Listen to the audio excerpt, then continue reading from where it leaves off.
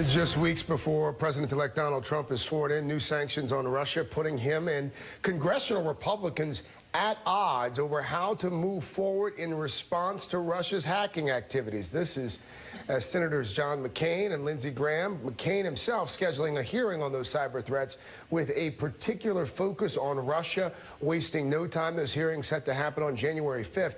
Here to talk about that and more, Senator Bob Menendez, former chairman, now a member of the Senate Foreign Relations Committee. Senator Menendez, always appreciate your time, sir. Thanks for being with me. Good to be with you, Craig. Let's start with this tweet from the president-elect. I assume that you've seen it by now, but just in case, here it is. Great move on delay by Vladimir Putin. I always knew he was very smart. The president-elect there, of course, referencing Mr. Putin's refusal to react to the sanctions levied yesterday by President Obama. What do you make of the president-elect's communique, if you will?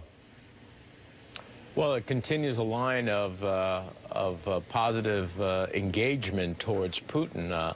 I think what the president-elect will find, as we have found in the past, is that Putin only understands strength. And at the end of the day, whether it was his taking over of Crimea, his invasion into Ukraine, the actions he's taken in Syria, and the list goes on and on. When the world doesn't respond to Putin, he continues to act aggressively. And so he can say all the nice things he wants, but that's not going to change Vladimir Putin's efforts to have a greater Russia.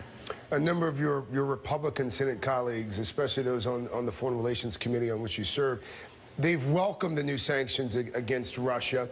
Are you confident that the president-elect will acknowledge the intelligence and that he'll let those sanctions stand once in office? Well, I certainly hope he does. As a matter of fact, I've talked to some of my colleagues in the Senate. I had a package of actions before we knew about the cyber attacks to strengthen our sanctions against Russia for violating the international order. And I think when the president-elect finally gets all of the briefings and all of the intelligence, it is undeniable that Russia was involved in trying to affect our election. And for the president-elect, you know, I know he takes umbrage that he's concerned that it's impinging upon his victory. The issue is, at the end of the day, regardless of what effect it did or didn't have, the mere fact that a foreign country tries to affect the election of the President of the United States and members of Congress ultimately should cause great concern for every American. And that alone should be enough. And so I know that my colleagues, in a bipartisan way in the Senate, overwhelmingly feel that way. And so he will be looking at a Senate that is very resolute in its views and may very well act independent of what the executive branch has done. Here's Rudy Giuliani this morning responding to the timing of these retaliatory acts, if you will. Take a listen. I've never seen a president try to create more problems for a future president. Now, after 18 months of this hacking, he does something about it. Why didn't he do something about it 18 months ago? It wouldn't have happened. What's your response to that criticism, Senator? Well, look, I understand that President Obama didn't want to be seen as if he was trying to affect the elections by coming out with more information and maybe having taken actions before.